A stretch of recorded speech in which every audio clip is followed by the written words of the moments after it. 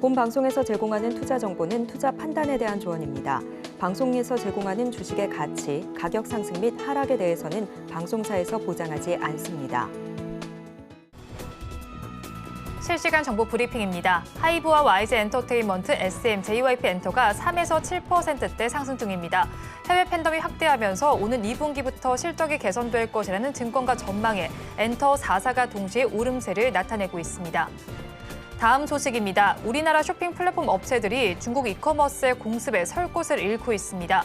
거대한 자금력을 무기로 한국 셀러들을 입점시키는 상황인데 국내 제조 대기업 입장에서는 중국 시장을 위해서라도 알리바바사나 알리익스프레스를 외면하기 쉽지 않은 상황입니다. 마지막 소식입니다. 영화 파묘가 흥행몰이에 성공하면서 이 영화에 투자한 IBK 기업은행도 적지 않은 수익을 올릴 것으로 보입니다. 국내 은행 중에서는 유일하게 문화 콘텐츠 전문 부서를 두고 투자를 진행해온 안목이 빛을 발했다는 평가입니다.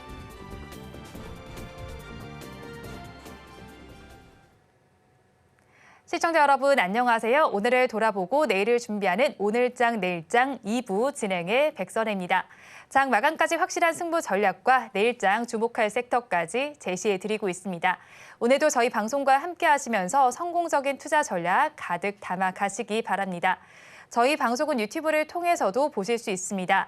유튜브 검색창에 서울경제TV라고 검색하시면 저희 방송과 함께 하실 수 있고요. 본 방송이 시작되기 전에 오후 1시부터는 유튜브 라이브 브런치로 먼저 찾아뵙고 있습니다. 이 점도 많은 관심 부탁드리겠습니다.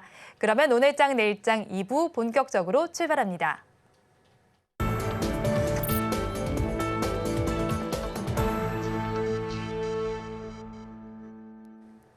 오늘도 두 분과 함께 시장에 대한 이야기 해보겠습니다. 하이투자증권 스마트 PB센터 이청원 PB, 글로원 파트너스 이성웅 이사 두 분 나와 있습니다. 두 분 어서 오세요. 네, 오늘 시장 상황 먼저 알아보겠습니다. 오후장 들어서 좀 달라진 점이 있는지 궁금한데요. PB님께서는 시장 상황 어떻게 바라보십니까? 네, 우선은 전일 엔비디아의 충격에 따라서 오늘 우리가 개장을 하기에 앞서서 사실 모두가 다 위축이 되어 있었을 겁니다. 엔비디아가 무려 5%나 빠지고 필라델피아 반도체 지수는 4%, 그에 따라 당연히 반도체 쪽에서 크게 조정이 나올 것으로 생각을 했습니다. 장 초반은 그러한 흐름이 꾸준히 이어지긴 하였으나 장 후반 들어서 소폭 반등하는 흐름이 나오고 있습니다. 오히려 상승으로 전환된 움직임이 나오는 기업들도 적지 않게 보이는 그런 모습입니다. 전반적으로 외국인들의 수급이 조금은 아쉽습니다. 선물 시장에서는 대략 1,720억, 그리고 현물 쪽에서는 830억 정도 매도세를 보이고 있습니다. 최근에 현물이든 선물이든 외국인들이 매도세를 보였다라고 하는 것을 감안한다면 모처럼 나온 이런 매도가 역시 아쉬운 면이 있으나 그래도 매도 물량이 지금 결코 크지 않다는 것에 우리가 주목할 필요가 분명 있다라고 보여집니다. 이번 주 가장 큰 이벤트는 저는 선물 옵션 동시만기라고 생각을 합니다. 이번 주 목요일입니다. 그래서 한 주가 시작되는 오늘 시장이 만약 위쪽으로 방향성을 잡았더라면 아마도 매우 단기간에 2,700포인트를 돌파하였을 거라고 봅니다. 하지만 코스피 기준 소폭 조정이 나오면서 움직임이 둔화되었지만 변동성이 다행히 그리 큰 편은 아닙니다. 그래서 내일 만약 시장이 반등을 해준다면 저는 이번 주 목요일까지 선물 옵션 동시 만기를 맞아 코스피는 2,700포인트를 다시 돌파하지 않을까 그렇게 내심 기대는 하고 있습니다. 지난주 목요일, 금요일 외국인들이 콜옵션을 적지 않게 매수했다는 것도 분명 지켜볼 필요가 있기 때문이고요. 전반적으로 시장이 오늘 평가를 하자면 강하게 잘 버티고 있습니다. 코스피 같은 경우 0.77% 하락이라 하더라도 사실 오늘은 2% 빠져도 크게 할 말이 없는 그런 흐름이었으나 잘 버티고 있는 것이다라고 생각을 하고요. 반도체 쪽은 오히려 오늘 같은 날 기회가 될 수도 있으니 시장을 중기나 장기적으로는 계속 긍정적으로 보시되 그 속에 오늘처럼 이러한 조정이 나오는 것은 여러분들이 매수를 할 수 있는 기회로 한번 잡으시길 권해드리겠습니다. 네, 오늘을 매수의 기회로 잡아보자고 정리를 해주셨고요. 이사님께서는 시장 어떻게 바라보십니까? 오늘의 초반의 수급 흐름을 놓고 시장을 봤었어요. 지금 또 비슷하게 보고 있는 상황인데 개인 주체의 거래소 코스닥 매수 같은 경우가 각각 한 1,000억, 그다음에 2,000억 정도 넘어가면은 시장의 반등은 힘들 거라 봤는데 거래소 같은 경우는 지금 1,390억 정도 매수, 그다음에 코스닥 같은 경우는 2,045억 정도 매수를 하고 있습니다. 그럼에도 불구하고 코스닥 시장 같은 경우는 한 0.17% 상승을 하는 모습들이고요. 시가총액 상위 중에서 리노공업 같은 경우가 연간 실적을 발표를 했어요. 그 부분을 4분기 실적으로 환산을 해봤을 때 영업이익률이 50%대가 나오면서 오늘은 반등이 강하게 이렇게 연출이 되고 있습니다. 엔캔 같은 경우도 한 17% 반등, HLB 같은 경우도 2.65% 반등을 해주면서 지금 시가총액 1, 2위 업체 같은 경우가 한 1% 하락을 하고 있음에도 불구하고 그런 부분보다 좀 종목들이 강하게 나타나는 모습을 우리가 볼 수가 있겠고요. 여기 더해져서 게임 업종, 엔터 업종 같은 경우도 시장 대비해서 강세를 나타내는 모습을 확인을 할 수 있습니다. 저번 주에 삼성 SDI 같은 경우가 이익 대비해서 시가총액의 매력도가 부각이 되는 측면, 여기 더해져서 LFP 배터리라든지 아니면 46 시리즈 배터리라든지 전고체 배터리 같은 경우에 양산 가능성을 두고 시장에서는 배터리 셀업체의 전체적인 반응을 하는 모습이었고, 그중에서 삼성 SDI의 반등이 강했습니다. 엔터 같은 경우도 비슷한 맥락으로 보입니다. JYP 엔터 같은 경우가 연간 예상 영업이익이 2,300억에서 2,500억 정도 되는 수준 안에서 시가총액이 2조 원대 거래가 됨에 따라 좀 밸류 매력이 나타났고, 지금 상황 안에서 이런 부분을 연결을 해보면 다른 업종이긴 하지만 상대적인 밸류가 하단 구간에 있는 업종 같은 경우를 추려서 살펴볼 만한 시장임을 말씀을 드립니다. 그 다음에 저 PBR 관련해서 좀 반등세가 강했던 자동차, 은행 같은 경우는 오늘 조정이 나오는 모습이에요.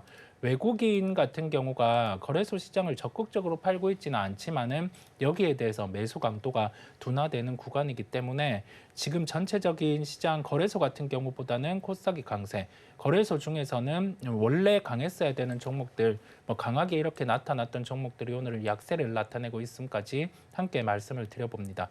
마지막으로 반도체 같은 경우에 조정이 오늘 나타나고 있는 상황인데, 보통 주도주 형태를 갖추고 있는 구는 고점 대비해서 30% 하락하는 경우는 많지 않아요. 이 부분을 놓고 엔비디아 같은 경우는 거래를 수반한 조정이 나왔다는 점이 조금 부정적이기는 하지만 오늘 대비해서 한 3거래일 정도 이내 반등이 나오는지를 확인을 해보고, 우리나라 시장 같은 경우도 IT와 관련된 종목은 오늘 빠르게 매수를 하기보다 특히 후공정단 관련 종목들 같은 경우는 한 2거래일 정도 시장 추이를 더 지켜봐야 된다는 점까지 연결해서 말씀을 드립니다. 네, 밸류 하단 구간에 있는 업종을 선별해 보자고 정리를 해주셨습니다. 그리고 오늘 특징적으로 움직이는 섹터 중에 하나를 꼽아보자면 원전 섹터가 아닐까 싶습니다.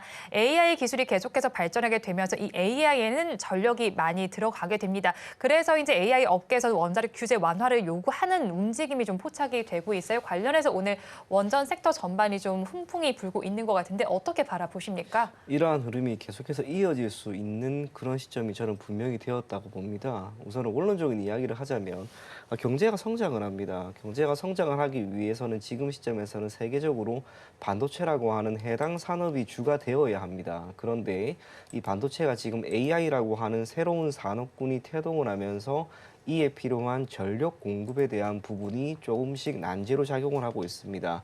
해당 산업을 성장시키기 위해서는 미국이 되든 유럽이 되든 또 아시아가 되든 결국 전력 공급에 대한 부분, 여기에 대한 부분을 반드시 해결을 해야 되는데, 여기에 대한 해답이 이제 어디에 있는가라고 하는 부분, 그것이 결국에는 수혜 섹터로 작용을 할 수가 있습니다. 대표적인 게 원전입니다. 왜 원전이 지금 시점에서 수혜를 잡을 수 있냐면, 전력을 생산을 함에 있어서는 당연히 생산 단가가 존재합니다. 이 생산 단가가 원자력, 또 화력, 수력, 풍력, 기타 에너지원을 통틀어 본다 하더라도 전통적으로 원자력이 가장 낮습니다. 그렇기 때문에 우리나라도 마찬가지고요. 전 세계적으로 원자력을 기반으로 해서 전력을 생산하려고 하는 움직임을 보이고 있습니다. 다만 문제가 있었죠. 일본에서 일어난 후쿠시마 대지진, 거기에 따라 원전이 가지고 있는 위험성이 더욱 부각이 되긴 하였으나 2020년 이후로 점진적으로 원전이 가지고 있는 또 다른 매력 중 하나, 친환경적이다라고 하는 부각이 되면서 다시 한번 유럽 쪽에서는 원전을 조금 더 확대하려고 하는 움직임이 나왔습니다. 거기에 발 맞추어 우리나라 정부가 직접 앞장서서 이에 대한 수주와 세일즈를 해 나가고 있습니다. 물론 거기에 대한 부분을 많은 기업들이 아직까지 실적이나 주가 상승에 따른 영향으로 이어지지를 못하고 있지만 AI라고 하는 이 새로운 산업이 태동됨에 따라 원전이 오히려 수혜를 받을 수 있는 산업으로 주목을 우리가 할 필요는 분명히 있지 않을까 그리 생각이 됩니다. 또 하나 더 나아가자면 여기에서도 이제 전선이 또 수혜를 볼 수 있습니다. 원전 발전소, 원자력 발전소에서 전력을 생산을 합니다. 그럼 이걸 이제 송전을 해야 되는 거죠. 그리고 나서 변전을 해야 됩니다. 최대한 전기 효율도를 훼손시키지 않아야 되는데 그를 위해서 필요한 것이 결국에는 고압 전선에 대한 수요입니다. 그러다 보니 최근에 전선주가 이렇게 올라간 것도 우리가 배제를 할 수가 없고요.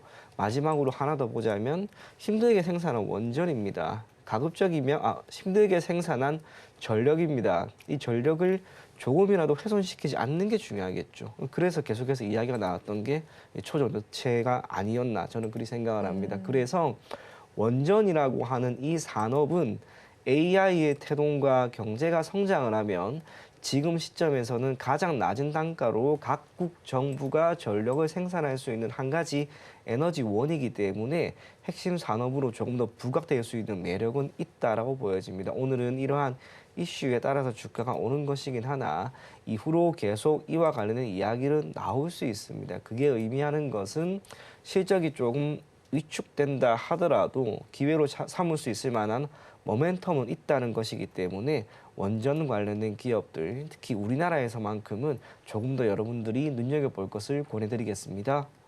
네, 원전 관련된 기업들 우리나라에서 눈여겨보자고 전해주셨고요. 원전 섹터 내에서 우진엔텍이 가장 큰 강세를 보이고 있습니다. 오늘 사실 움직이는 이유는 사실 원전 때문만은 아니에요. 네. 두산 에너빌리티가 사우디아라비아의 최대 복합 화력 발전소 프로젝트에 참여를 했다는 소식이 전해지면서 좀 기술 제휴사로 부각을 받고 있는 상황입니다. 두 종목의 주가 흐름 어떻게 판단을 하고 계십니까? 아무래도 원전 같은 경우는 그 말씀해주신 것처럼 뭐 전력 부족이죠. 지금은 전력 부족이 사실이다 보니까 실제 뭐 GPT-3를 한번 구현하는데 우리가 넷플릭스를 대입을 해보면 162만 가구가 시청하는 그런 부분에 전력이 필요하다고 해요. 그렇다 보니 여기에서 뭐 변압기 같은 경우가 부각이 되는 환경이고 그다음에 원전 같은 경우도 그만큼의 효율이 있다 보니까 부각이 되는 환경인데 우진엔텍 같은 경우는 뭐 상장한 지 얼마 안 되었고 주가 같은 경우도 처음에 반등이 나왔던 구간 정도까지 빠졌기 때문에 좀 이렇게 강한 흐름이 나타난다라고 볼 수 있겠고요. 때마침 뭐 두산에너빌리티 같은 경우에 수주도 함께 나오는 모습이었어요. 조금은 더 무겁죠. 두산에너빌리티 같은 경우는. 그러면 우리가 다음에 나올 수 있는 원전의 모멘텀이 뭔지를 생각을 해보면 첫 번째로는 11차 에너지 계획에 대한 확정 부분입니다. 지금 아직 확정이 되지 않은 상황인데 시장의 예상은 적어도 원전이 3기 포함되는 그 정도가 예상치고요.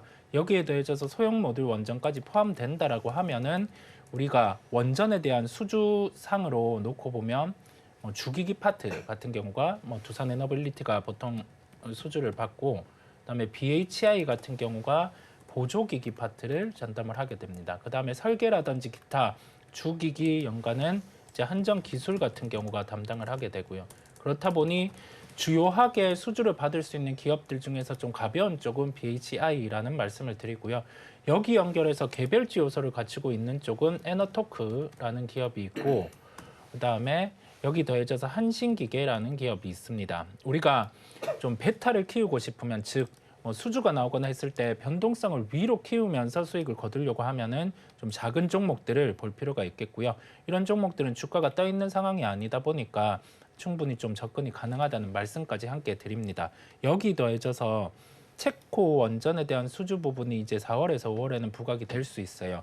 이 부분은 프랑스 국영기업과 경쟁을 하고 있는 상황인데 미국의 웨스팅하우스 같은 경우가 입찰에 빠지게 되었습니다. 그렇다 보니 경쟁 구조상 과거에 그 원전 수주를 경험했던 레퍼런스도 여기에 점수에 포함되는 걸 봤을 때 우리나라가 수주가 가져올 가능성이 높고 그렇다 보니까 아까 말씀드린 기업들 같은 경우 함께 주목을 하시면 되겠습니다.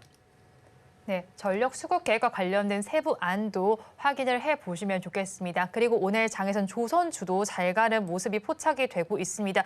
장기간 좀 횡보세를 보였었는데 최근 들어 좀 꿈틀대는 모습이 관찰이 되고 있습니다. 신조선가도 상승세를 나타내고 있고요. 거기에 수주도 잘하고 있는 상황이잖아요. 어떻게 바라보십니까? 우리나라가 한때 제일 잘했던 것 중에 하나가 조선이었는데 이후로 크게 위축이 되는 모습이 나오다가 그래도 요즘 들어서 소폭 나아지는 그런 모습입니다.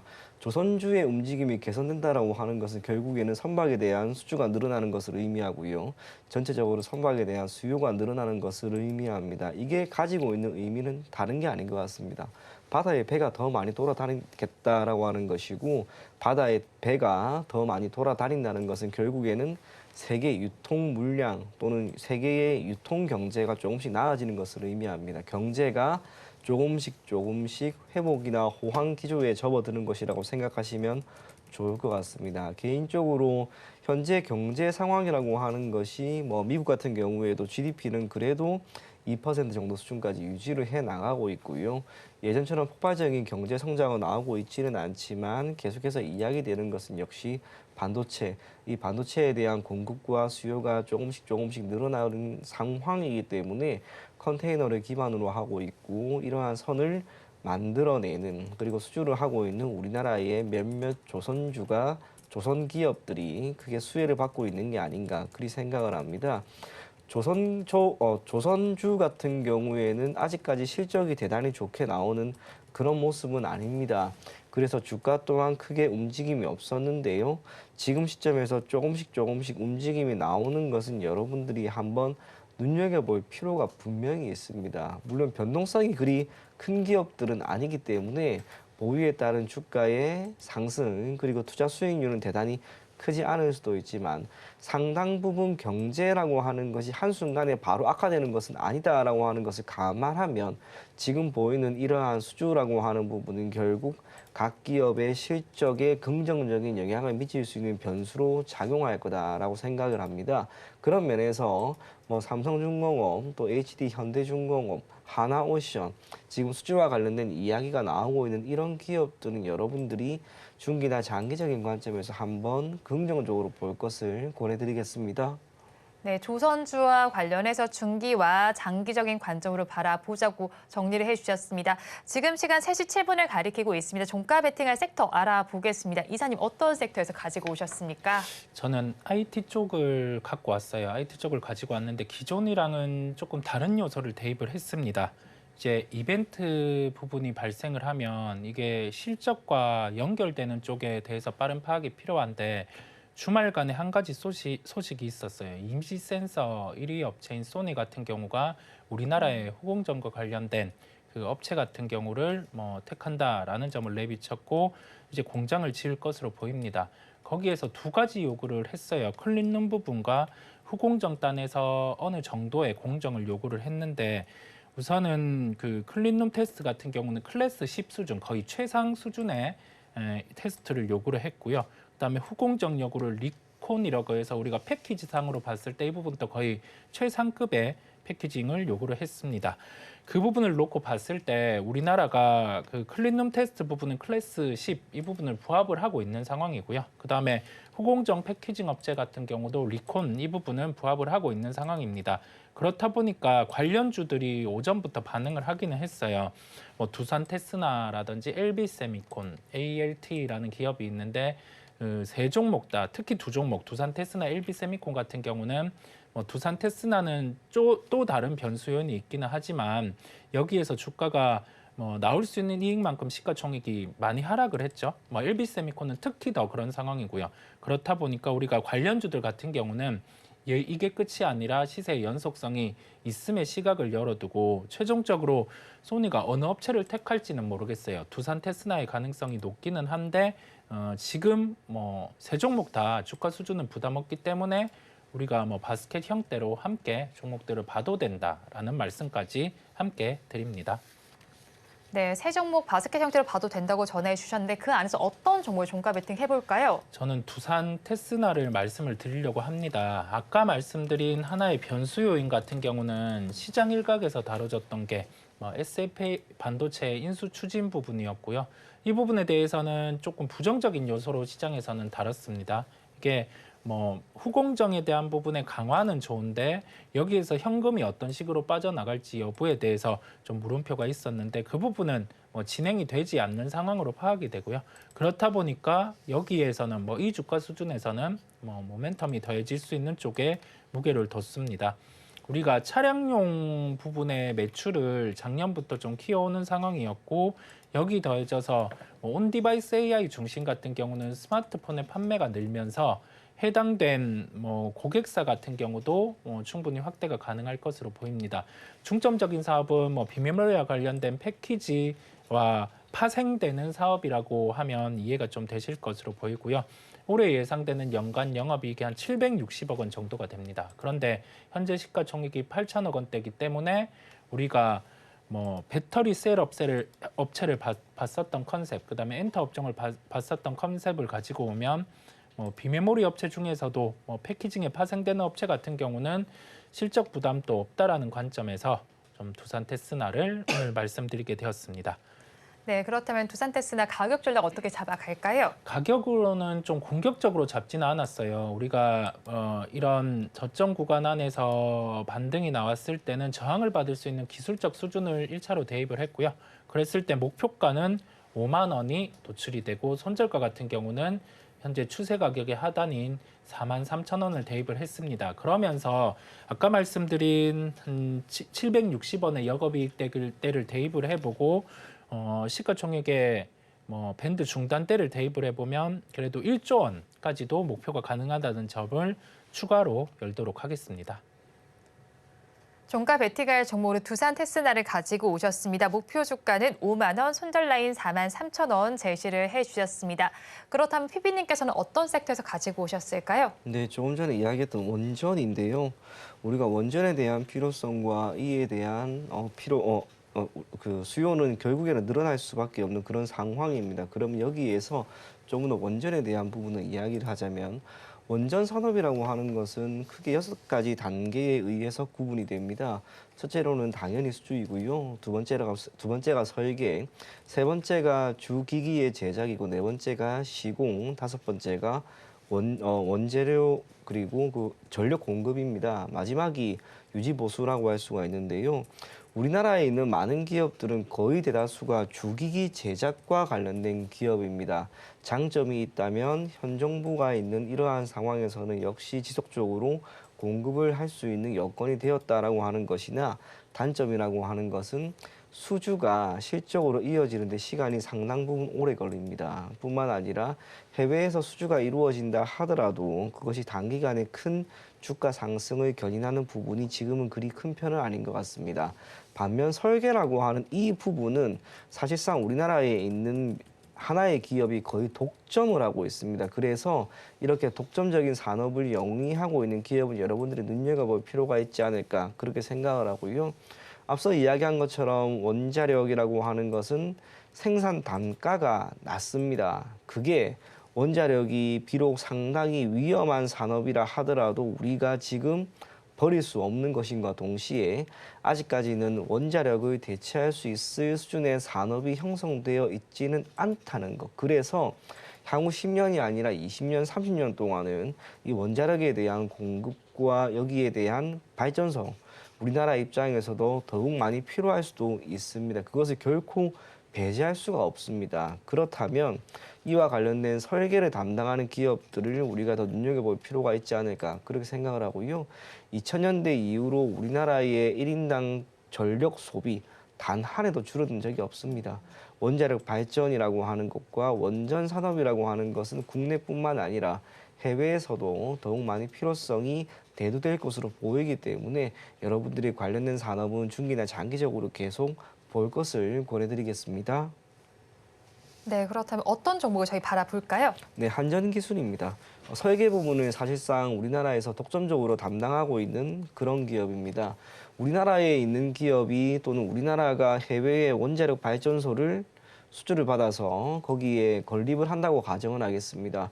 설계는 누가 할 것인가? 한전기술이 다 하는 겁니다. 지금 우리나라의 경우 체코도 그렇고 해외 폴란드도 그렇고 특히 유럽 쪽으로 원자력 발전소를 지으려고 하는 움직임이 많이 나오고 있습니다. 언제 어떤 기사가 나와서 대규모 공급책이 나올지는 모르고요. 오늘처럼 사우디 관련된 이슈도 앞으로 더 나올 수도 있습니다. 1차적으로 가는 게 한전기술이라고 생각하시면 됩니다. 오늘 두산 에너빌리티라고 하는 기업이 이슈가 있어서 결국 적지 않게 오르긴 올랐지만 한전기술 또한 오늘 10% 수준 상승하는 모습이 나왔습니다. 원전은 앞서 이야기한 것처럼 6개의 단계가 있는데 그중 설계라고 하는 부분은 독점적인 위치를 가지고 있다는 점을 토대로 여러분들이 원전 산업이 조금 더 성장할 것이다 라고 바라본다면 역시 한전기술을 눈여겨볼 필요가 있지 않을까 그렇게 생각을 하고요. 기술적으로 본다 하였을 때 오늘 윗꼬리가 많이 나옵니다. 아쉬운 부분입니다. 하지만 모처럼 거래량이 다시 한번 실리는 모습이 나왔고 주가 또한 지난 10월에 한 차례 저점을 찍은 이후 대단히 큰 수준은 아니나 점진적으로 우상하고 있는 모습이 나오고 있습니다. 모멘텀이 붙고 이슈가 붙는다면 여기에서 결국 지난 4월 17일 기록한 84,500원, 240일 신고가는 기록할 수 있을 만한 수준은 아닌가라고 생각을 합니다. 그럼에도 불구하고 시장이 지금 약간 불안한 거죠. 그렇기 때문에 가급적이면 단기적으로 한번 볼 것을 권해드리겠고요. 목표 가격은 79,500원, 손절가는 짧게 7만 원 제시해 드리도록 하겠습니다. 종가 베팅할 종목으로 한정 기술을 가지고 오셨습니다. 목표 주가는 79,500원, 손절 라인은 7만 원 잡아주셨습니다. 자, 그리고 이어서 은행주들 좀 살펴보도록 하겠습니다. 4대 금융지주의 비중을 지난해는 규제 리스크로 인해서 외국인 투자자들이 줄였었는데 저핍의 바람을 타고 좀 다시 돌아온 것 같습니다. 네. 이런 흐름 어떻게 바라보십니까? 우선은 가깝게 배당기일이 지나고 은행주의 주가 반응을 보고 싶었어요. 당연히 조정이 나올 줄 알았는데 그런 흐름은 나타나지 않았고 대표적인 그 배당 성향이라든지 아니면 주주 친화 정책을 강하게 추진을 했던 하나금융지주의 수급 흐름을 보면 매수 강도 같은 경우가 좀 둔화되기는 시작은 했어요. 외국인의 매수 강도 같은 경우가 가장 강했던 때가 2월 1일, 2일 정도의 흐름이었습니다. 그리고 나서는 현재 그때 매수 강도를 놓고 봤을 때는 좀 차익 실현도 함께 나오고 있는 상황이기는 한데 기관의 매수 같은 경우가 또 뒷받침이 되는 모습이에요. 우리가 밸류어 프로그램 같은 경우가 이어질 수 있는 모습들이고 여기 더해져서 총선이 끝나면은 상법 개정안 같은 경우도 나올 수 있는 하나의 모멘텀이기에 함께 좀 주가 같은 경우는 강한 모습인데 우리가 주식을 놓고 살펴봤을 때는 여기에서 우리 포트폴리오에 매수를 했을 때 어느 정도의 목표 수익률을 쌓아갈 수 있냐라고 하는데 상승에 대한 룸 같은 경우는 금융주 내에서도 차별화가 될 수 있을 것으로 보여요. 시중은행 중에서는 하나금융지주가 탑픽이기는 한데 금융주에서 상대적인 매력도를 비교를 해보면 우리가 그 지방은행 쪽이 조금 더 높습니다. JB금융지주 이런 종목들이 있겠고요. 그런데 이 종목 또한 상대적으로 20% 이상의 목표 수익률을 가지고 가기에는 목에 차 있는 모습입니다. 그러면 다음 모멘텀이 될 수 있는 걸 생각을 해보면 상법 개정안 여기에서 상속세까지 줄여준다라고 하면은 금융주 중에서는 삼성생명 같은 경우를 주시를 하고 있는 상황이고요. 전제가 있죠. 아까 말씀드린 상법 개정안 같은 경우에 개정과 상속세법 개정이 나타난다라고 하면은 그때는 금융주 중에서는 삼성생명이 가장 강할 수 있음을 말씀을 드립니다. 네, 금융주 중에선 삼성생명이 가장 강할 수 있겠다라고 정리를 해주셨고요. 금융주에 다시 훈풍이 불어오고 있지만 이 안에서도 옥석 가리기는 필요할 것 같습니다. 어떤 쪽에 조금 더 주목을 해보면 좋겠습니까? 제가 제일 선호하는 것은 지방은행을 보유하고 있는 금융지주사입니다.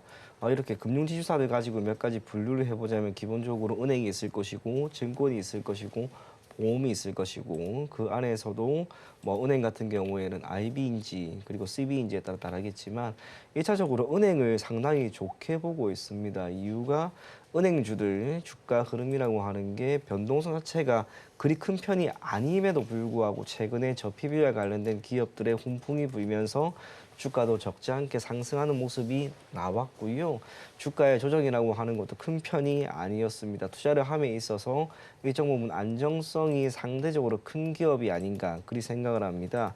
그 속에서도 우리가 흔히 알고 있는 4대 금융 지주사들보다 뭐 BNK라든지 또 DGB라든지 JB라든지 이런 지방은행들을 보유하고 있는 지주사를 제가 조금 더 긍정적으로 보는 이유는 통상적으로 우리나라의 경제 상황이 그리 좋지 않게 되면 당연히 은행주의 입장에서도 실적이라고 하는 부분이나 기타 연체율 관련된 부분에서 리스크가 커지게 됩니다. 이게 일반 시중은행들은 모두 다 가지고 있는 공통적인 특징인데요.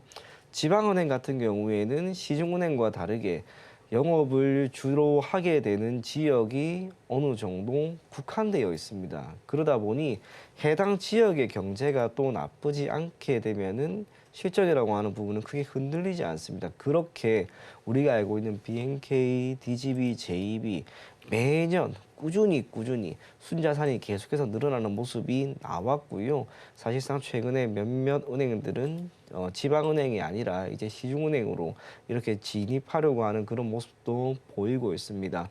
추가적으로 우리가 살펴본다면 결국 지방은행은 해당 지방에서 상당 부분 영향력이 크기 때문에 실적의 변동성이 적을 겁니다. 가지고 있는 대출이나 또 고객의 이탈이라고 하는 부분도 매우 낮습니다. 그렇다면 금융주가 다 좋긴 하겠지만 그 중에서도 지방은행을 보유하고 있는 금융지주사를 여러분들이 꽤나 장기간 가지고 간다면 그에 따른 배당부 또 주가 수익도 모두 기대할 수 있지 않을까 그리 생각이 됩니다. 네, 지방은행을 보유하고 있는 금융지주사를 바라보자고 정리를 해주셨고요. 아무래도 기업 밸류 프로그램과 관련되면서 이렇게 좀 주목이 되는 만큼 이 사안도 조금 더 짚어봐야 될 것 같습니다. 세제 혜택도 조금 더 나올 것으로 예상이 되는데 어떤 내용들을 저희 좀 집중적으로 바라볼까요? 우리가 추가로 다뤄질 수 있는 밸류업에 대한 일정은 5월입니다. 5월에 다뤄주면 좋은 건 같은 경우는 첫 번째로는 여기에서 자사주 매입 소각을 했을 때 법인세와 연결해서 감면 혜택을 주는 부분이고요. 구체로 어느 정도의 법인세 감면을 줄지 여부를 좀 말해주는 것, 이 부분이 하나라고 말씀을 드릴 수 있겠고, 두 번째로는 상법 개정안 부분과 연결이 됩니다. 기업의 입장에서 상법 개정안이 통과가 되고 그다음에 여기 더해져서 그 상속세와 관련된 부분에 폭을 줄여준다라고 하면은 지금 할인받고 있는 지주사의 주가 반응은 지배구조 개편과 연결돼서 반응을 할 수가 있어요. 그랬을 때 가깝게 지배구조가 가능한 기업까지 한번 생각을 해보면 첫 번째로는 삼성그룹입니다. 네, 삼성전자의 주가 같은 경우도 최근에 부진한 게 하나의 개연성이 또 연결이 될 수 있겠고요. 두 번째로는 하나그룹입니다. 하나사업부 같은 경우는 실적이 계속 좋은 상황인데 여기 더해져서 이제는 좀 지배구조 개편도 필요한 환경이다 보니까 하나그룹 같은 경우도 함께 참고를 해볼 필요가 있겠고요. 세 번째로는 SK그룹인데 SK그룹 같은 경우는 당장의 지배구조 개편보다는 중간 지주사 SK스퀘어의 배당에 대한 측면의 확대 가능성 이런 점까지 내비추어 봤을 때 연결고리로는 지주사 같은 경우를 함께 말씀드릴 수 있겠습니다. 네, 연결고리가 되는 지주사까지 바라보자고 정리를 해주셨습니다. 자, 그렇다면 저희는 마감 동시호가 구간 우리 시장 어떤 분위기 보이고 있는지 양대 시장의 분위기 체크해 보도록 하겠습니다. 엔비디아 급락 여파를 받아서인지 그리고 CPI 지수 발표를 앞두고 있어서인지 우리 양대 시장은 크게 힘을 내지 못하는 양상이 펼쳐지고 있었습니다. 코스피 지수 마감 동시호가 구간을 지나면서 0.54%의 약세 흐름을 나타낼 것으로 예상이 되고 있습니다. 지수는 2665선에 마감을 할 것으로 예상이 되고 있고요. 다음으로 코스닥 시장으로 넘어가 보겠습니다. 코스닥 시장은 그래도 소폭의 강세로 마감을 할 것으로 보입니다. 0.16%의 강보합세를 나타내면서 874선에 종가를 쓸 것으로 예상이 되고 있습니다. 다음으로 수급 상황을 체크해 보겠습니다. 코스피 시장 먼저 보겠습니다. 외국인과 기관이 동반으로 매물을 출회하고 있는 가운데 개인 투자자들만이 홀로 매물을 사들이고 있습니다. 외국인 투자자들 1,370억 원, 기관 투자자들 825억 원을 덜어내고 있습니다. 반면에 개인 투자자들 투자자들 많이 1,865억 원 담아내고 있습니다. 다음으로 넘어가서 코스닥 시장도 바라보겠습니다. 코스닥 시장에서도 같은 수급 양상이 나타나고 있습니다. 외국인과 기관은 팔지만 개인 투자자들은 사고 있습니다. 외국인은 796억 원, 기관은 1,031억 원을 팔아내고 있습니다. 반면에 개인 투자자들 많이 1,938억 원을 사고 있습니다. 오늘 시장 상황 PB님께서는 어떻게 바라보셨습니까? 전반적으로 충격이 없던 건 아니었으나 우리가 걱정했던 수준은 아니었다라고 충분히 이야기를 할 수 있을 것 같습니다.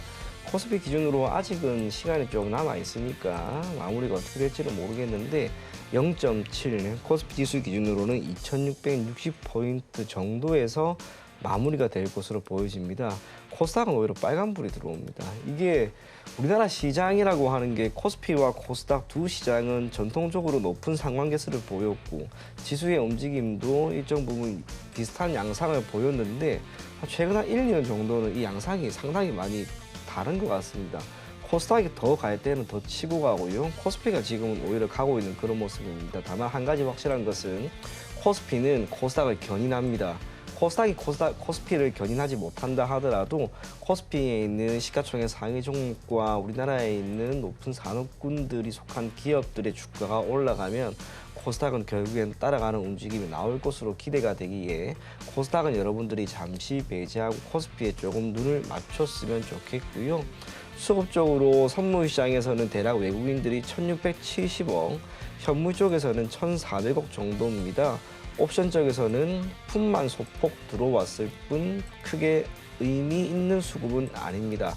지금까지 특히 오늘 시장의 수급, 외국인들의 수급을 살펴본다면 특별히 우리가 눈여겨볼 건 없습니다. 하지만 지난주 금요일까지 수급을 본다면 외국인들은 선물도 매수 우위를 보였고요.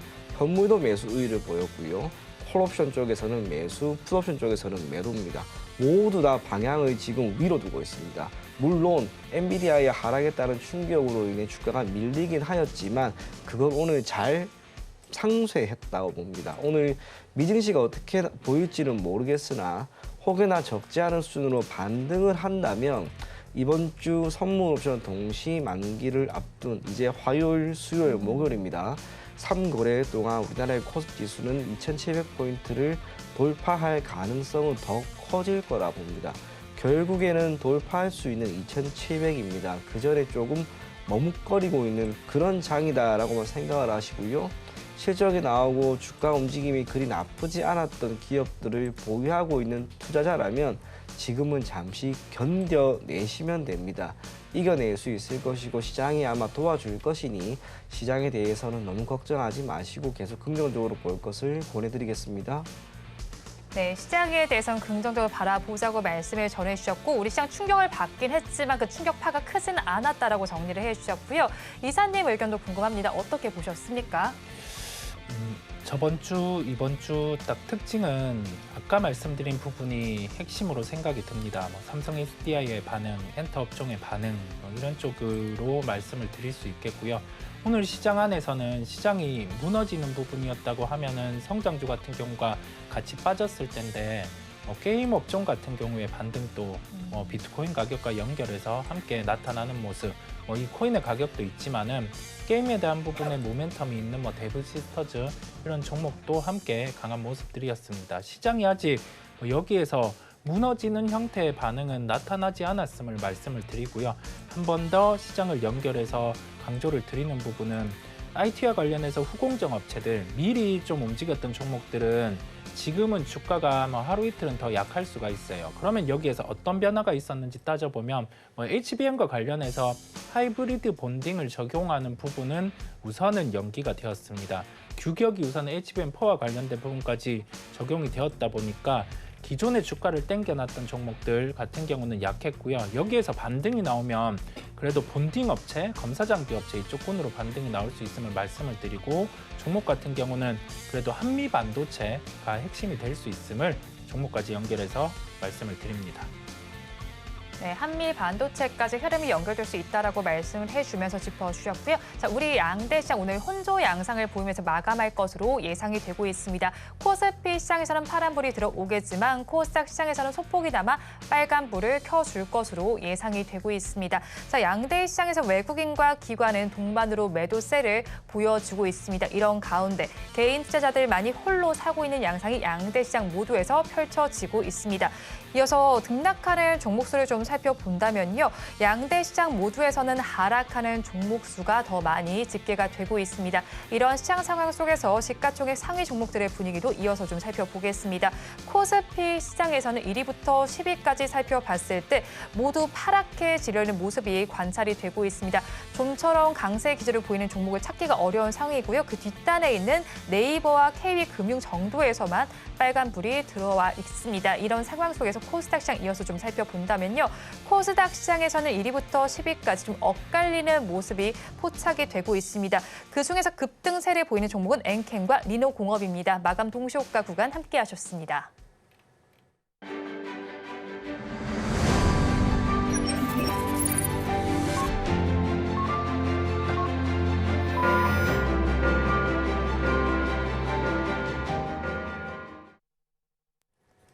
오늘 우리 양대 시장의 지수는 엇갈리는 모습이 나타났습니다. 업종별로 어떻게 마감이 됐는지 이어서 살펴보겠습니다. 코스피 시장을 먼저 살펴보겠습니다. 지수가 하락세를 나타낸 만큼 하락한 업종이 더 많이 집계가 됐습니다. 의료정밀 업종이 가장 크게 힘을 내지 못했습니다. 3.97%로 급락하는 양상이 펼쳐졌고요. 그 뒤를 이은 업종은 증권 업종으로 2.83% 하락으로 마감했습니다. 철강 금속 업종에서는 1.36%의 약세 흐름이 포착이 됐습니다. 다음으로 코스닥 시장으로 넘어가서 살펴보겠습니다. 지수가 빨간불을 켜준 만큼 상승한 업종이 조금 더 많이 집계가 됐습니다. 화학 업종이 그중에서 가장 좋았습니다. 3.95%의 강세 흐름이 나타났고요. 그 뒤를 이은 업종은 오락문화 업종으로 3.49% 상승으로 마감했습니다. 디지털 콘텐츠 업종이 그 뒤를 이었습니다. 3.33%의 강세 흐름으로 마감이 됐습니다. 오늘 시장은 엇갈리면서 마감이 되어 있는 상황입니다. 이런 상황 속에서 엔비디아는 좀 급락세를 보이면서 우리 시장 여파가 어느 정도 있긴 했었는데 이런 상황 속에서도 코스피 지수는 2,700이 가능하다라는 이야기가 나오고 있습니다. 이 반도체주의 급락 현상이 메모리 반도체가 아니라 AI 반도체 기업에 국한될 것으로 보면서 이런 전망이 나온 건데요. 이 전망 이사님께서 어떻게 바라보십니까? 개연성이 있다라는 얘기를 드리고요. 우리가 반도체의 투자 사이클 같은 경우를 과거에 시설 투자 사이클로 대입을 해보면 세 가지 케이스가 있어요. 통신 장비에 대한 투자 사이클, 그다음에 그 IT 버블 때 이루어졌던 투자 사이클 부분, 그다음에 마지막으로는 그 데이터 센터 서버 단에 이루어졌던 투자 사이클인데 공통적으로 2년 정도는 주가가 강해 왔습니다. 이 강했던 주가가 어떤 점을 내포하고 있냐라고 하면은 시작 같은 경우는 새로운 게 생겨난 부분이고 그다음에 이 교체를 통해서 핵심이 될 수 있는 부분의 종목 같은 경우는 실적이 2년간 깨진 적은 없었어요. 그런데 이 마지막 때는 어떤 현상이 나타나냐면 우리가 진수요랑 가수요라는 면을 나눌 수 있는데 가수요가 쌓이면서 이제 재고가 더 쌓이게 되는 현상이 나타나게 됩니다. 그런데 현재 그 AI로 촉발된 서버단, 그다음에 이 반도체 사이클을 대입을 해보면 시작이 작년 5월에서 7월 정도예요. 이제 1년이 채 지나지도 않은 상황인데 주가가 그만큼 빨랐냐라고 생각을 해보면 아직 엔비디아 기준으로 놓고 봐서도 그렇게 빠르지는 않았습니다. 그렇다 보니까 이 사이클의 마지막에서는 아마 성장 정체를 확인할 수 있을 거고 그 성장 정체 같은 경우는 재고가 쌓이는 그 초입 단계를 확인을 할 수 있어요. 그런데 그 재고에 대한 부분도 전혀 지금은 나타나지 않고 있고 되려 지금은 투자에 대한 사이클의 초입에서 중입으로 가는 구간입니다.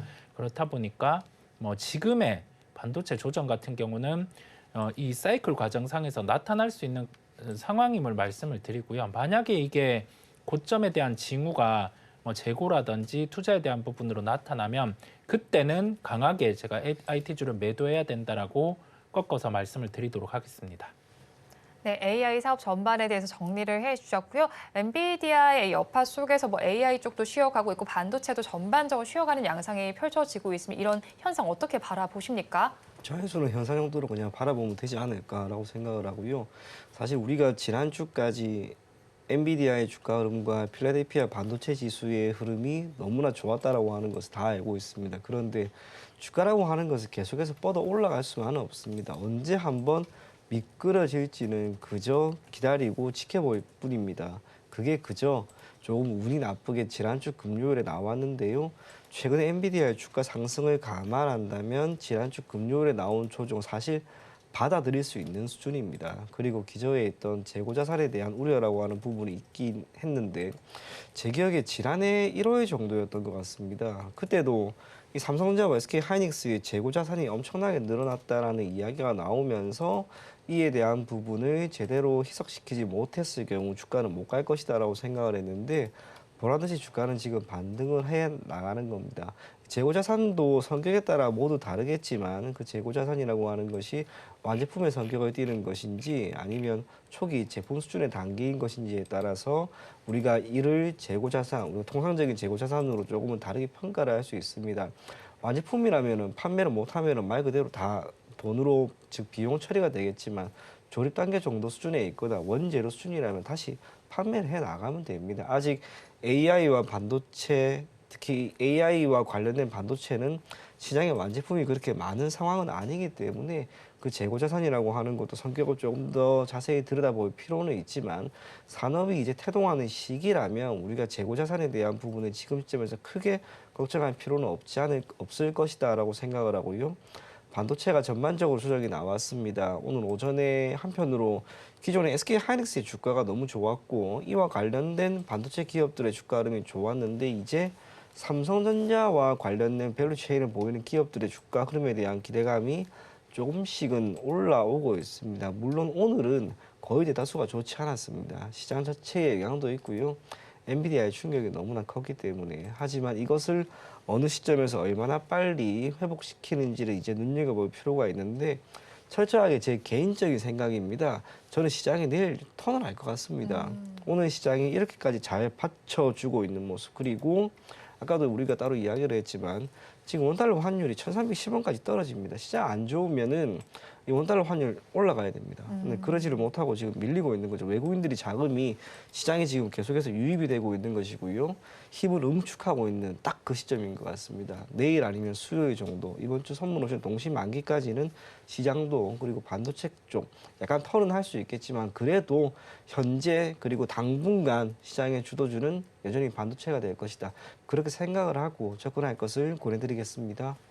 네, AI에 대한 우려는 시기상조다라고 정리를 해주셨고요. 자, AI에서 시선을 좀 더 확장해서 의료 AI 쪽을 살펴보도록 하겠습니다. 지난해는 2차 전지주와 더불어서 좀 테마가 되는 섹터이기도 했습니다. 뭐 800%대까지도 오르름세가 나타나기도 했는데 네. 지금은 계속해서 지지부진한 양상이 펼쳐지고 있습니다. 네. 어떤 이유 때문일까요? 실적이 나오는 기업이 잘 없어요. 많은 기업들이 의료 AI와 관련된 기업들 이름은 참 좋습니다. AI 의료기기 그때까지만 하더라도 주가가 막 올라갔을 시점만 보더라도 의료기기와 관련된 기업들이 높은 수준의 영업이익률을 보였고 실적이 잘 나왔기 때문인데요.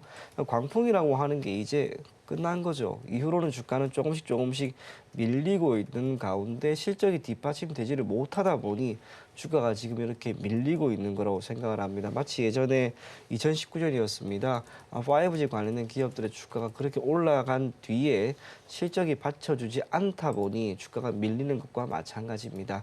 의료 AI 관련된 기기 그리고 관련된 기업들은 모멘텀은 있습니다만 1차적으로 예전에 너무 많이 올랐고요. 두 번째, 실적이 이제 나오는 것을 확인을 해야 됩니다. 그때 가서 다시 주가가 턴을 할지언정 지금은 여러분들이 실적이 안 나오고 이슈도 많이 줄어든 이런 섹터는 잠시 관망만 할 것을 권해드리겠습니다. 네, 이런 섹터는 잠시 관망을 해보자고 전해주셨고요. 한덕수 국무총리의 경우에도 2차 병원 의료진을 지금 만나고 있습니다. 어떤 이야기 나올지 궁금하고요. 이 이야기에 따라서 의료 AI 섹터 좀 움직일 수 있을까요? 의료 AI 쪽은 조금 별개로 예상이 되고요. 왜냐하면 그 의료 AI 쪽에서 시장에서 오해를 하고 있는 부분이 뭐 비대면 진료를 통해서 이게 좀 확장될 수 있을까라는 부분인데 이 부분은 그 의료에 대해서 조금 더 좀 원활하게 진행이 가능하도록 되는 부분이다 보니까 의료 AI 쪽과는 좀 별개임을 말씀을 드릴 수 있겠습니다. 비대면 진료와 관련해서 테마 요소로 움직였던 종목들이 인성정보, 비트컴퓨터, 유비케어 이런 종목들이 있겠는데요. 이런 종목들 또한 지금은 모멘텀 같은 경우가 한 차례 그 피크를 치고 간 거예요. 여기에서 격화가 돼서 장기화가 된다라고 하면은 주가들이 반응을 한 번 더 나타날 수는 있겠지만은 우리가 그 초입 단계의 격화가 지금은 피크가 나타났고 여기에서는 합의의 단계의 과정이기 때문에 관련된 종목들 같은 경우는 저는 매매에 대한 지양을 말씀을 드립니다. 네, 관련된 종목들 매매는 지양을 해보자고 정리를 해주셨습니다. 오늘 두 분 말씀 여기까지 듣겠습니다. 지금까지 하이투자증권 스마트 PB센터 이청원 PB 그리고 글로원 파트너스 이성웅 이사와 함께했습니다. 오늘 두 분 말씀 고맙습니다. 오늘장 내일장 2부에서 전해드린 내용 정리해서 보여드리겠습니다. 화면으로 확인해 보시죠. 오늘장 내일장 2부의 핵심입니다. 먼저 이성웅 이사의 종가 베팅 종목은 두산 테스나입니다. 고객사 확대가 긍정적인 효과가 기대가 되고 있습니다. 목표 주가는 5만 원, 손절 라인 4만 3천 원입니다. 다음 장으로 넘어가서 이청원 PB의 종가 베팅 종목 알아보겠습니다. 한정기술입니다. 원전 설계에 대해서 독점적인 지위가 부각되고 있습니다. 목표 주가는 7만 9,500원, 손절 라인 7만 원입니다. 본 방송에서 제공하는 정보는 투자 판단에 대한 조언일 뿐 해당 주식의 가치와 수익률을 보장하지는 않습니다. 아울러 서울경제TV와 서울경제신문은 당사의 브랜드입니다. 최근 당사를 사칭하는 피해 사례가 늘어나는 만큼 각별히 주의해 주시기 바랍니다. 오늘장 내일장 2부에서 준비한 순서는 여기까지입니다. 저희는 내일 이 시간도 여러분과 함께하겠습니다. 오늘도 시청해 주신 여러분 고맙습니다.